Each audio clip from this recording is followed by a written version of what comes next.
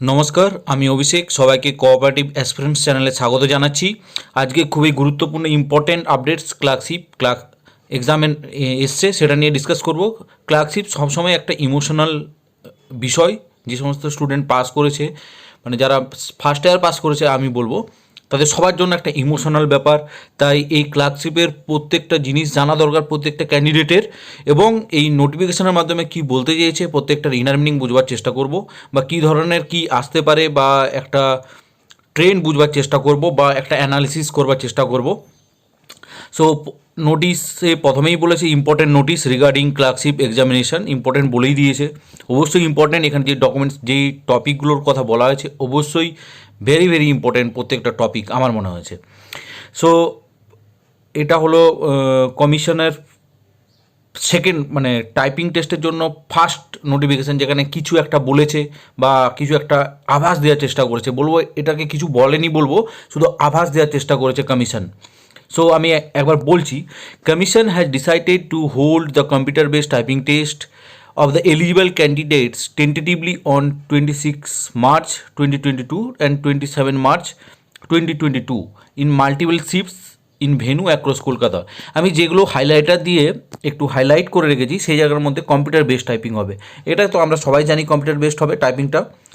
আর এখানে সবচেয়ে ইম্পর্টেন্ট যেখানে এখানে বলেছে, যেটা আভাস নয় পুরো ডেট বলে দিয়েছে, সেটা হচ্ছে 26শে মার্চ আর 27 মার্চে কিন্তু এক্সামটা হবে। এখান থেকে একটা জিনিস, যাদের নর্থ বেঙ্গলে বাড়ি তাদেরকে কিন্তু, আর multiple shifts venue in Kolkata, তাই যাদের নর্থ বেঙ্গলে বাড়ি বা মুর্শিদাবাদ মালদা এই সমস্ত এলাকায় যাদের বাড়ি, বা জলপাইগুড়ি এই ধরনের যাদের বাড়ি, তাদের কিন্তু অতি অবশ্যই একটা ট্রেনের টিকিট কেটে নেওয়া 26 তারিখের আগেই।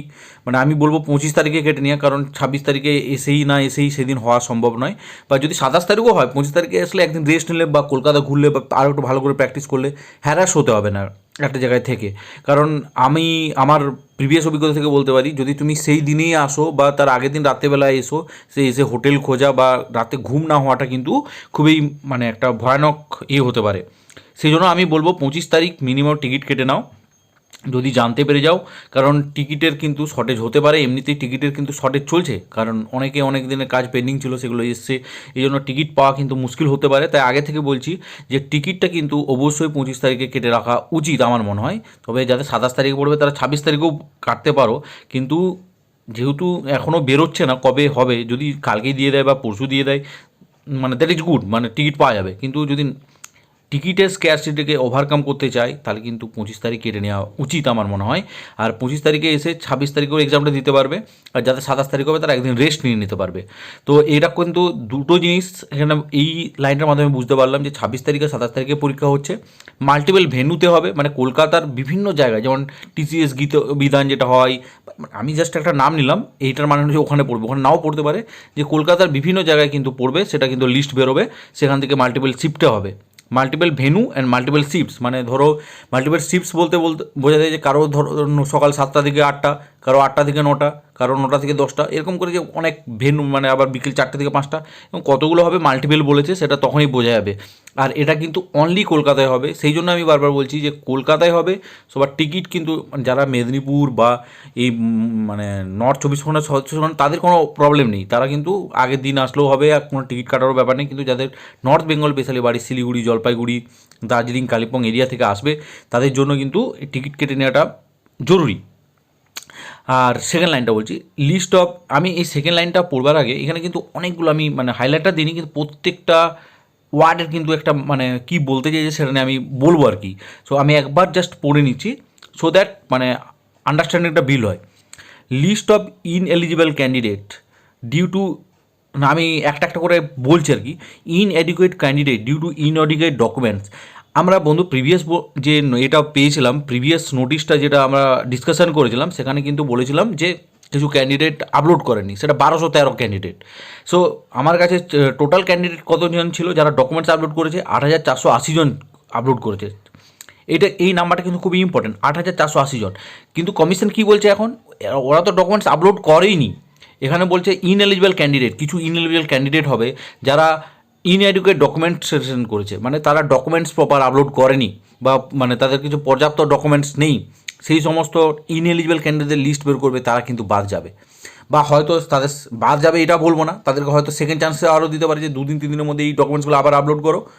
যদি সেটা কী করবে কমিশনের হাতে আছে, তবে এটা আমি ড্যাম শিওর হয়ে বলতে পারি যে কিছু ক্যান্ডিডেট কিন্তু কমবে, মানে হয়তো যেই এটা লাগবে বলেছিল সেটা দিতে পারেনি বা হারিয়ে ফেলেছে কোনো কারণে, বা হয়তো এমনও হতে পারে, এটা একটা হাইপোথেটিক আমি কথা বলছি, হয়তো যেটা মাধ্যমিক পাস হয়তো তার মাধ্যমিক পাসই হয়নি, এরকমও হতে পারে, হয়তো সে তার সার্টিফিকেটটা দিতে পারেনি, বা কারো সার্টিফিকেট হারিয়ে যেতে পারে, চুরি হয়ে যেতে পারে।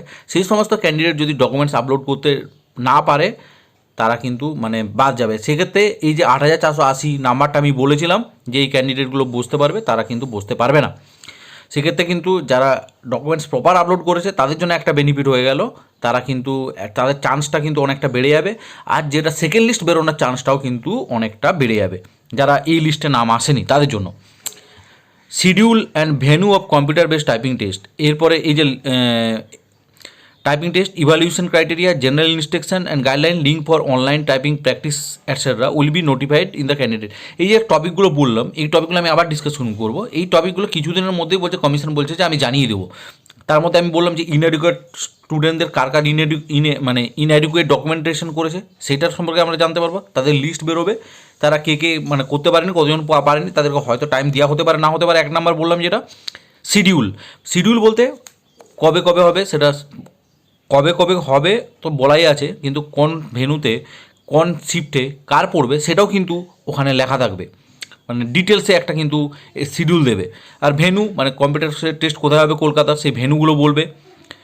আর ইভ্যালুয়েশন কীভাবে ইভ্যালুয়েশন হবে, মানে এই যে বলে যে 20 ওয়ার্ড পার মিনিট, বা বাংলার ক্ষেত্রে 10 ওয়ার্ড পার মিনিট, যেটাই বলছি সেটা কীভাবে হবে, কটা মিস্টেক তুমি করতে পারবে, কী মিস্টেক, ক্যাপিটালটাকে মিস্টেক নেওয়া হবে না বড় নেওয়া হবে, এটা কিন্তু একটা প্রপার গাইডলাইন দেবে বলছে। এটা কিন্তু খুবই, আমি বলবো যে কমিশন এতদিনের মধ্যে যে একটা খুব ভালো কাজ করেছে, যদি এটা দেয় আর কি, যে ইভ্যালুয়েশন ক্রাইটেরিয়া কীভাবে ইভ্যালুয়েট হবে সেটা কিন্তু প্রপার থাকা উচিত, তাহলে so that you can understand মানে কোনটা তোমার মিস্টেক, মানে জেনুইন জিনিসটা তুমি কিন্তু করতে পারবে।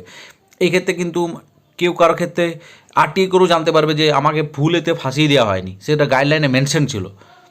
এক্ষেত্রে এটা কিন্তু একটা খুবই ইভ্যালুয়েশন ক্রাইটেরিয়া, মানে ক্যাপিটালটাকে আমি ছোটো করলাম কি না এটাও একটা হতে পারে, বা আমি কটা মিস্টেক আমার এলিজিবল হবে, কত পার্সেন্ট আর কি, সেইগুলো সব মেনশন থাকবে। সেটা যখন আসবে তখন আমরা এটা নিয়ে ডিসকাশন করব।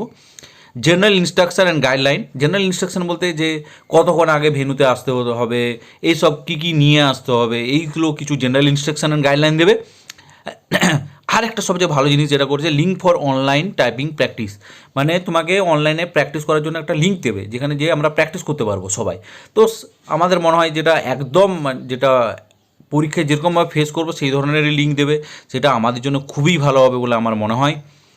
মানে লিঙ্কে প্র্যাকটিস তো আমরা আগে থেকেই করেছি, এখন যারা তখনও করেনি এখনও কিন্তু হিউজ টাইম আছে, 1 মাস প্রায় টাইম আছে। সো 1 মাসে কিন্তু প্র্যাকটিস করলে এনাফ হয়ে যাবে টাইপ।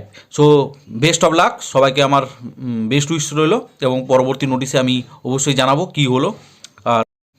আর যদি ভিডিওটা ভালো লাগে বা অ্যানালিসিসটা ভালো লাগে, ভিডিওটা লাইক করবেন, সাবস্ক্রাইব করবে চ্যানেলটা, আর পরবর্তী নোটিফিকেশানের জন্য ওয়েট করবে, তার কী বলতে চেয়েছে সেটা বোঝার চেষ্টা করব।